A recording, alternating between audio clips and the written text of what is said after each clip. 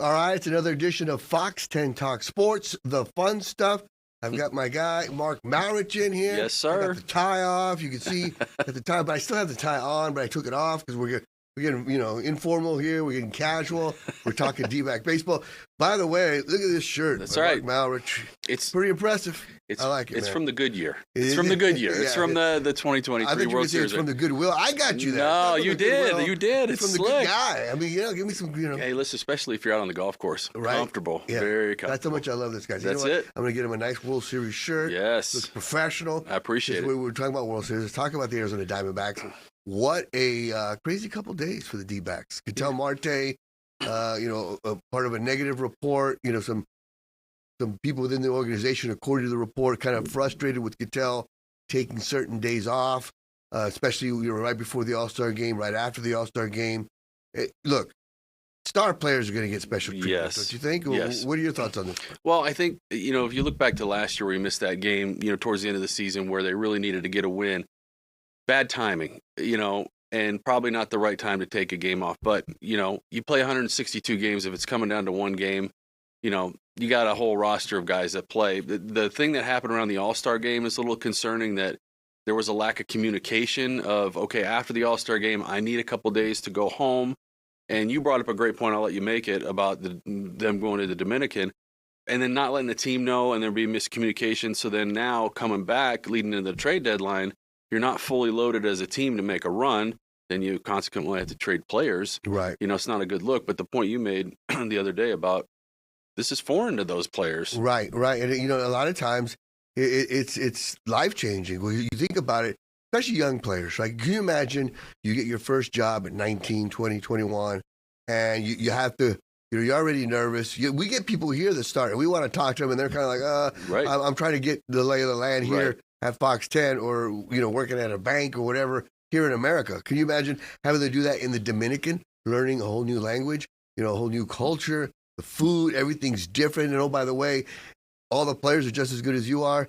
And, guys like Ketel Marte who've been in the league for a while, Right. they're still away from their home country for 9 months at a time. Right. So I get it. They want to go back, and you got to let them do that. But I think the communication, like you mentioned, could have been better.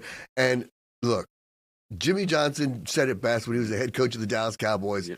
Certain players are going to get special treatment. You got a guy that falls asleep in a meeting, and he's the fourth string linebacker. You might have to pack his bags and get out of town because he's off the team. Right. But Charles Haley's asleep. They might say, hey, Charles, you might want to wake up because he's an important part of the meeting. And the other thing, too, is we don't have LeBron James here. Right. Now, LeBron James basically plays GM for his team. Correct. So if you're a fan of a team and you're seeing your star player now controlling the reins, I think that's even worse. But again, I think even in our industry, it all comes down to communication. Yes. And I think if Torrey and him have an agreement, or Mike Hazen or the organization as a whole, they have an agreement like, if your body's not right, we'll rest you. Doesn't matter when, we want you at your best.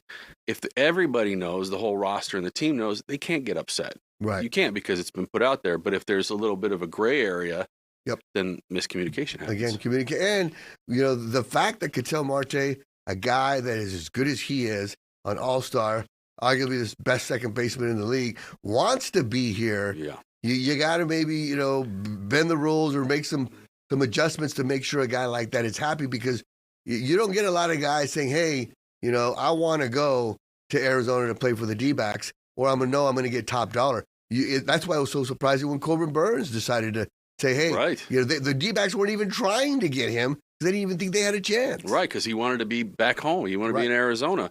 And the thing that you think about with the Diamondbacks, we've talked about Corbin Carroll, how they got him on a very, very friendly contract because they recognized the talent early, and now he's a core piece.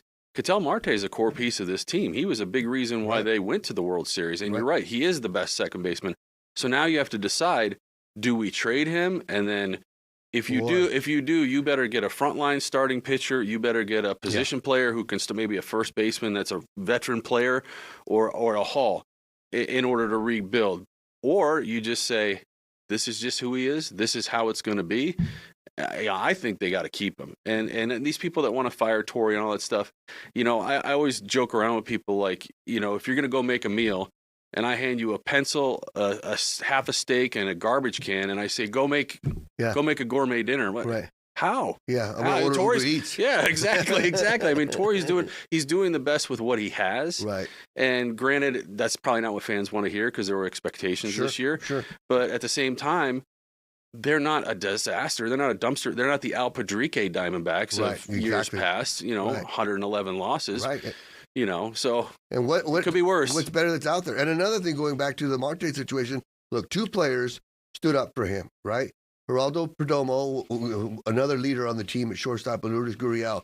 So it shows that he does have a connection with some of the players.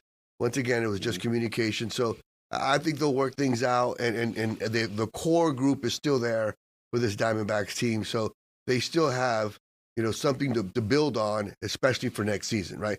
But let's change the subject and talk about the football, because boy, it is here. We're excited. The Sun Devils, man, people are excited about Sun Devil football. Can't wait. I'm kind of worried though about the expectation because, look at the D-backs. That's that word again, expectations. Yeah, look at the D-backs. We were expecting quite a bit from them, and look what happens. It's almost like sometimes Arizona's snake bit.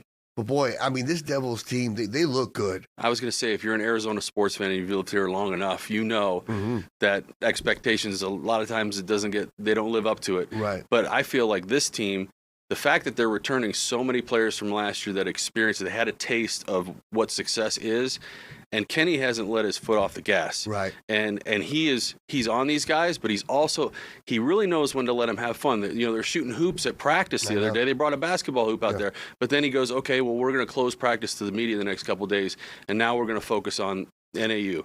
And it's game time now. So he knows when to be serious. He knows when to be light with these guys. Keep them off balance. But the talent, there's so much talent. And so much. I can't see them. We talked about today in our meeting, the first 3 games, NAU, Mississippi State, Texas State. Right. If you're not 3-0 going into that Baylor game, right.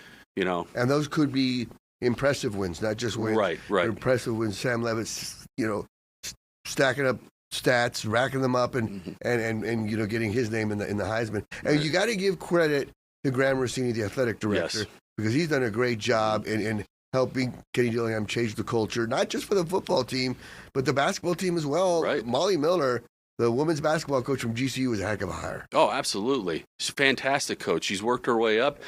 I think she did everything that she possibly could do with that GCU program. Yeah, and then it was like, okay, now I've got a chance to move up.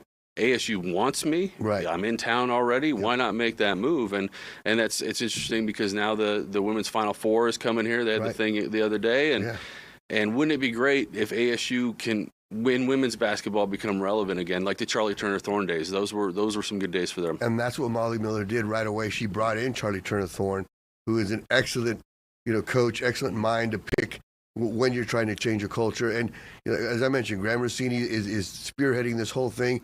He was there when they had the countdown clock at Phoenix Sky Harbor Airport. And, of course, our guy Blake Neiman was there because he's everywhere. That's he caught up with Graham Rossini, and they had a pretty good talk. Listen to this.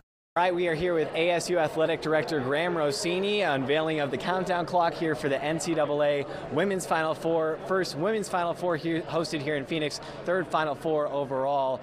Graham, what is it like for ASU to be the host institution for a major national event like this? Yeah, we're very proud to play our part in welcoming the NCAA back to Phoenix. This completes our resume, hosting the Women's Final Four for the first time, and what a showcase for the Valley of Sun. We've had every major event you could ask for. This completes that circle, and what a time for women's basketball, not only as a sport, but certainly here at ASU as well. And so happy to partner with the city, the local organizing committee, and make sure we do a great job as the host. What does this do for the exposure for the institution as well as Molly Miller and her women's basketball program? Well, we want to be an extension of the community, and so this is really a perfect fit for everything we're trying to do at ASU, and be a great community advocate, partner with local business and community leaders to attract world-class events to the Valley. It puts an incredible spotlight on Coach Miller as the new leader of our program, and we've seen incredible momentum out the gate. Our courtside seats are sold out. We've sold more season tickets than the past 2 or 3 years combined at this point. There's recruits that are now paying attention to ASU, and when they get to see the Valley of the Sun shine when we're the host of the Final Four in April, it's just going to continue to accelerate our coaching staff's ability to get in these recruiting conversations, recruit high-end talent to the Valley, and help our program to continue to take off. I guess, what does your responsibilities or duties look like as the host institution trying to assist the community with this major event? Yeah, we're lucky in the Valley. Jay Perry and her team with the local organizing committee do an incredible job. They're battle tested with Super Bowls, the men's Final Four a couple years ago, and so we're really trying to be a connection maker, a door opener, help create some resources that allow them to do a top-notch job as the host. And so I told Jay this morning, we're on call. Whatever she needs to help deliver a first-class event for the guests that are coming in from all over the globe for an event like this. We know all 50 states will be well represented. We've got people coming in from a lot of countries in the world that are coming into Phoenix. We're a phone call away to do whatever we can to help. Kenny Dillingham was just talking about the other day, the ASU brand, the pitchfork logo. It seems like that is starting to get more recognized nationally. I mean, I just saw it on the airport walking in, ASU. Yeah. I mean, how have you just seen kind of the Sun Devil Athletics brand start to grow in your past year as AD? It's been a meteoric rise for us, and I credit the Big 12 for a lot of what's happening with this new conference. You know, we missed the Pac-12. That was a big part of our identity, but there's no doubt the Big 12 has been a great fit for us moving forward, and the national footprint has been a big part of it. You guys have been a big part of it. Fox being a big part of the TV distribution puts us on eyeballs all over the country, and you can't replace that kind of attention when you've got 4 schools in Texas, a school in Florida like UCF, a national footprint with 90 million fans across these 16 schools, and powerhouse distribution with the network partners that we have. And so that's really helped. And then our coaches are rising to the challenge of competing at a high level, running entertaining programs that fans are falling in love with. And that just allows us to continue to find ways to build the ASU brand all over. It's not just about athletics. It's about what can we do to connect people emotionally to ASU as an institution, drive enrollment, connect people and partners to our incredible university, come live in this incredible place that we're lucky to call home. And so it all serves to further, but it's been a lot of fun over this last year to see this ASU brand continue to open up new doors and new conversations for us. All right, so yeah, exciting times for ASU, and also we barely got a couple seconds though to talk Cardinals football. It's exciting for them too. Yeah, they got the preseason game coming up against the Raiders, but I'm ready for Week 1 against the Saints, and I'm glad they're playing a team with young quarterbacks early, so They can really put their stamp on the league. Yeah, speaking of young quarterbacks, Spencer Rattler could be the starter for the Saints in Week 1. I'm excited to see what the Cardinals do, especially on defense this year. They've gone all in the offseason. Of course, we'll talk about them all week long. Hope you guys come back because you know me, we're going to keep talking. So I hope you keep watching.